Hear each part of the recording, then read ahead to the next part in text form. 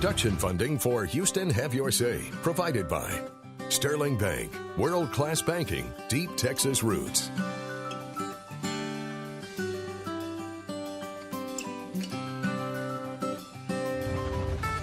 Production funding for Houston Have Your Say also provided by Chevron, Human Energy.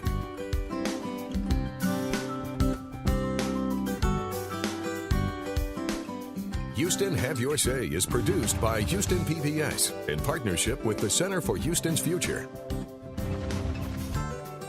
Houston Community Newspapers, and KUHF, Houston Public Radio.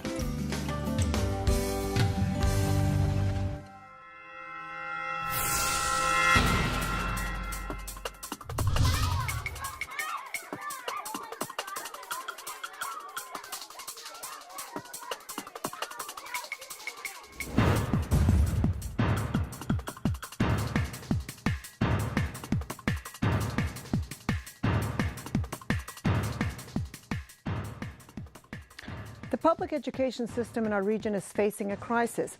That is the subject of tonight's edition of Houston Have Your Say. I'm Patricia Gras, and I'll be moderating tonight's program, during which you will have the opportunity to have your say about the subject of public education and its impact in our community.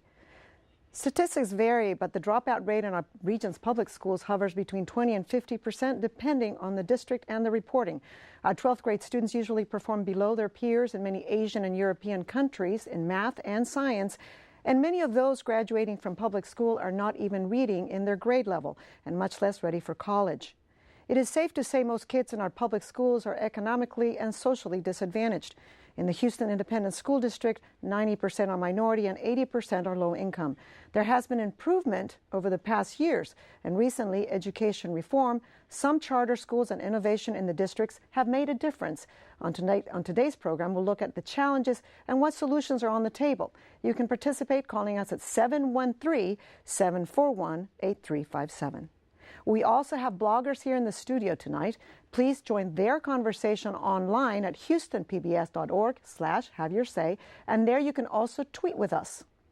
So let's begin the conversation. Over the past few weeks, producer Ernie Manous took a camera crew throughout the community to find out what some Houstonians have to say about public education. Teachers being laid off, how can you lay people off with you're trying to educate people? The young people that's going to be the future. Why would you try to lay people off?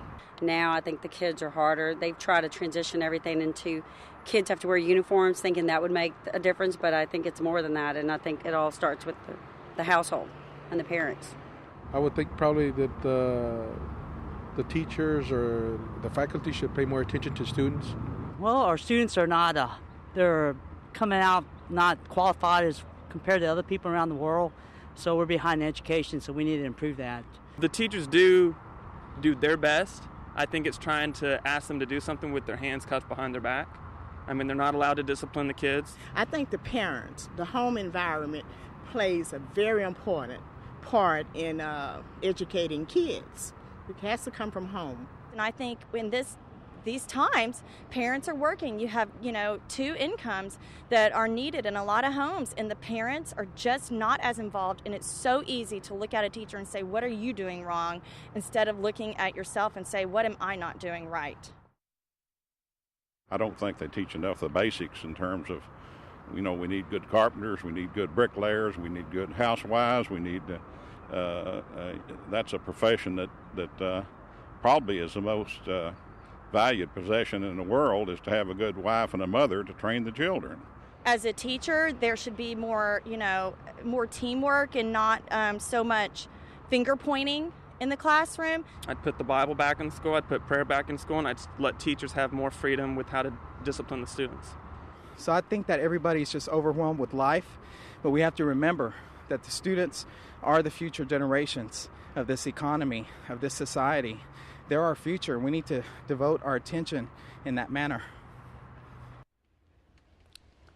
Dr. Bob Sanborn, you're with Children at Risk, and I first read your report about the 50% dropout rate. Tell me how you came up with that number and why is it so different from everything else you read about we HISD? look at first-time freshmen entering any high school in the state of Texas, and we follow them for 6 years, and we're able to determine from that what that percentage is. And so we know, for instance, in HISD, in the Houston Independent School District, about half of the kids who enter in the 9th grade, if we track them over 6 years, they won't graduate anywhere else in the state of Texas. We also know that when we look at the county as a whole, including our very affluent suburbs, only about 38% of those kids that enter into that 9th grade class are going to graduate. And I think it's much more we need to look at sort of the poverty rates of those kids because that has a direct impact on what's going to happen. But importantly, we have to do things differently. We can't feel like if we do the same thing we've done before, we're going to have different results because the results are going to be what we have right now. Too many kids who aren't graduating from high school. Spinning the wheel. I'd like to go to Steve Amstutz, a former Lee High School principal. And I have been criticized, we have been criticized for calling this the education crisis. I know it's been called the education crisis since 1958. But why are the statistics different, and what is HISD now doing to tackle this problem? I think there's a number of reasons statistics vary, and there are a lot of different ways to account for young people. And rather than having a long debate about how we count them, we want to focus our efforts on how do we make sure that every single student graduates. And that's what we're working on in Houston ISD. And so just this year, we added our Grad Lab program with over 2,600 students already participating and doing more online coursing that is respectful and responsive to their needs in terms of their time, their interest, and the styles in which they learn. We've opened a new middle school called High School Ahead to reach those young people earlier before they get to the point where they're dropping out. So there's a myriad of programs and a lot of aggressive work going on, not to debate the number, because any of the numbers are far too large, but to be responsible and put in programs that effectively reduce those numbers and ensure our children are successful. So we do admit we have a problem. It is a crisis. I'd like to go into funding, and we have the presence of two state legislatures here who work together. They're in different parties, and they work together. Rob Eissler, he's the chairman of the Public Education Committee, and Scott Hochberg is the vice chairman, Republican and Democrat, working together. Tell us what's going on. We'll start with you, with public education and the legislature. Well, there's a lot going on, and as you mentioned, public education is not a partisan issue, and I think that's probably the basis for our teamwork on the Public Education Committee. We looked at a big reform bill this last session, House Bill 3, which puts Texas at the forefront in aiming our accountability system toward college readiness, and within that is career readiness. We've freed up some electives, career and technical courses. We've kept the rigor. If you look at the dropout, the 3 R's of dropouts, it's rigor, relationships, and relevance. And we're aiming to make school more relevant to kids because then they'll stay. We also had a major bill, House Bill 3646, that Scott Hochberg authored, and I know you mentioned funding. And he gets to talk about funding, which apparently is going to be a little bit of a problem. Well, funding is a problem, and one of the issues that I think is sort of the elephant in the room at the legislature is that we know that the kids that you described cost us more to educate successfully, and it doesn't matter whether it's at KIPP or whether it's at HISD or where it is. All of these programs that Steve talked about starting all have costs to them and all require more time on task. And I think we've failed to fully recognize what those costs are. So we continue to sort of move along on the basis of a 1950s model in terms of funding. And we don't recognize that a district like HISD really has substantially more challenges than a district that doesn't have 80% of their kids on free and reduced lunch and with parents with poor educational backgrounds at home. Right. Funding.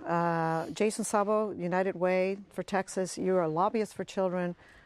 We are going to have a funding shortfall. Does that lead to reform? Does that lead to us thinking differently about education? I think that it has to lead to us thinking differently about education. And I do think it's important to note the bipartisan nature that you all have referenced. Texas is very fortunate, and this region in particular is very fortunate to have the two leaders that we just heard from representing you all here in this community and working together. We don't see that across the board at the Texas Capitol, as many people know. But the reality is the legislature is confronted with a budget shortfall next session of somewhere between $10 and $15 billion, depending upon whose numbers you want to believe. We have, at United Ways of Texas, been working with the George H.W. Bush School for Government and Public Service at Texas A&M University to look at not just the short-term fiscal implications of the budget and paying for our public education system, but also looking long-term. What's the impact on the Texas economy if we don't do something about this? What is the impact on the Texas gross state product? And the researchers at the George H.W. Bush School for Government and Public Service at Texas A&M found that unless we do something to address the dropout rate, the class of 2012, just those students in that one cohort, will cost us, our economy large, over their lifetimes, over $10 billion over their lives. It's important also to understand, though, in the short term, that because those kids are not showing up at school, we're not having to pay for their education, pay for their teachers, pay for the facilities. So we are actually saving $1 billion a year because of the dropout rate. And as we begin to formulate a strategy for addressing this budget shortfall, I hope and we hope that this work that the Bush School has done will highlight the fact that these kids who aren't coming to school, we're not investing those dollars in their education. So hopefully, even in the midst of a budget shortfall, we can reinvest the dollars that we should have been spending on their education in ensuring that they're not dropping out in the first place. Okay. Former Education Secretary Rod Paige, No Child Left Behind, 9 years into it. Why did you feel that accountability needed to be tied to standardized testing? Well, standardized tests would be the way that we would determine whether or not the goals that we have set are being reached. And if not, then we need to do something about it. Accountability without assessment is useless. First, you got to have a clear statement of what a child should know and be able to do. And then you should have a way of determining the extent to which that child is achieving that. Mm-hmm. And if you find out that if they are not achieving that, then something has to change, and you have to do something about it. So it was one way of tackling the problem of dropouts and... Well, dropout is a very complicated issue, and there are no silver bullets here, no easy way to handle this. But one way I think that would be very important was just mentioned back here when he said relevance. When a child drops out of school, he or she has made a decision that it isn't relevant, and that time could be better spent doing something else. Children who feel that it is relevant are going to be in school. So we need to find ways to make sure that our programs are meeting the needs of children from the child's point of view. Okay. Dr. McNeil from Rice University Education Department. I've heard over and over from many, many emails people criticizing teaching to the test, that's just not working. And you did a study that says teaching to the test somewhat leads to more dropouts. Can you share that information? Yes, our group at Rice, with also a researcher from the University of Texas, did a study that we call Avoidable Losses. And we looked from inside schools and also tracking 270,000 kids over 7 years, much the way Bob Sanborn talked about tracking individual students. And what we found is the accountability system is very much linked to and influencing the dropout rate in several ways, but mainly because of the incentives built in to teachers and principals.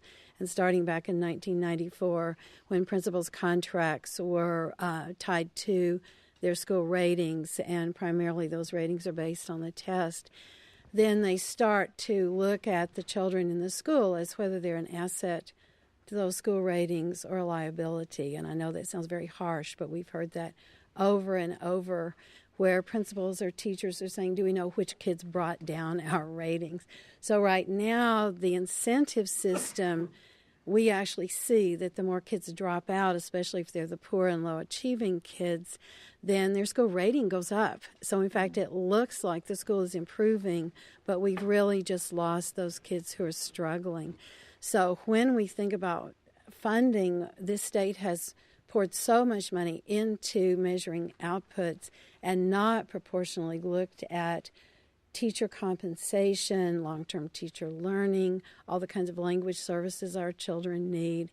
And so we've looked at ways to get the school ratings up, the principals' bonuses, and now nationally and in our state we're talking about tying teacher pay to children's test scores. This is all putting the incentives upside down and backwards and actually making it look like we're improving when really we're losing 135,000 kids a year. So the accountability system is complicit, not just in watering down the curriculum and trivializing teaching to the test, but also in what we're rewarding the grown-ups in the system for. Okay, Paula Harris, Vice President of the board, HISD board. HISD just decided to hold teachers accountable in a different way. Could you explain that, and what kind of feedback are you getting on that? So in the Houston Independent School District, we not only put the $40 million into the Houston economy and into our teachers and our administrators' pockets based on them being able to get performance and get higher performance from students based on 2 tests.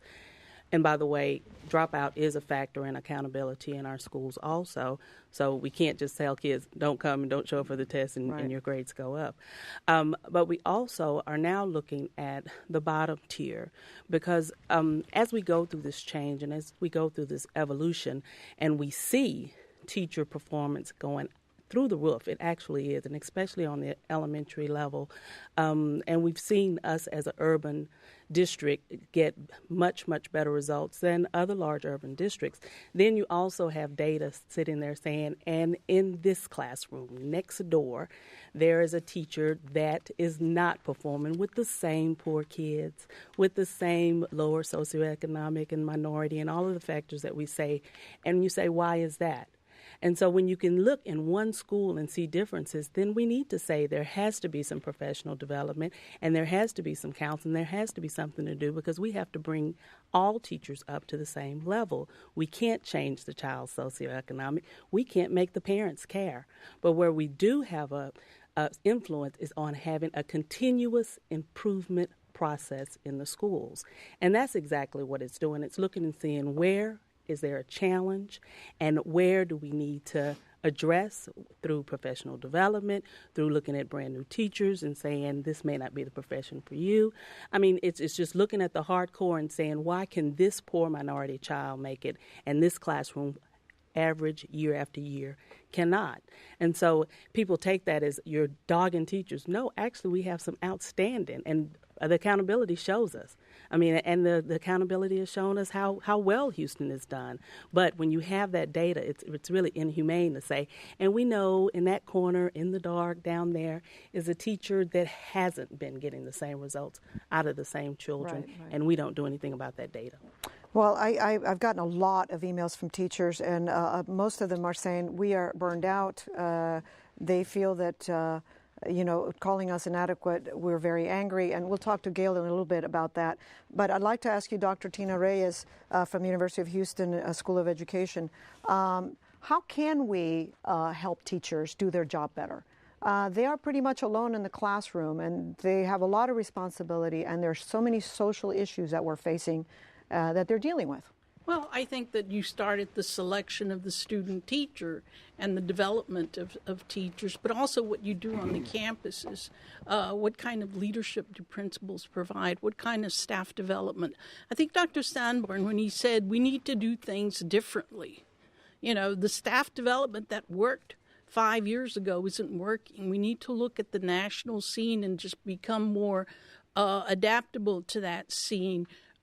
We just need to change what we're doing. We also need to be conscious of the fact that our student population is different. We're going to need different teachers. They're going to need different skills. They're going to need to be able to communicate with parents who in the HISD are over 50% of them are Latino, and second language is important. So where are they getting bilingual training?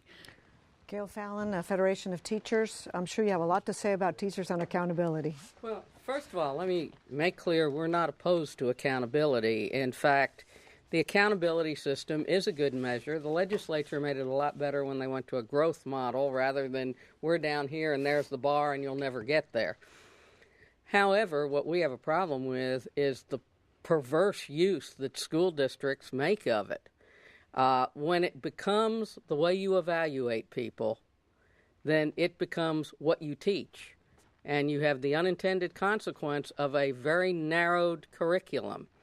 I have teachers who get memos in February saying, don't teach anything but tax objectives until we finish the tax in March. That's not a curriculum. That is boring these kids to death, and particularly in the upper grades. And if you do that, the older kids leave. The other problem we've got is, with the system that HISD has, and we're seeing it spread with the idea of if the teacher doesn't add value, it's your fault. Hold that thought, because we'll get back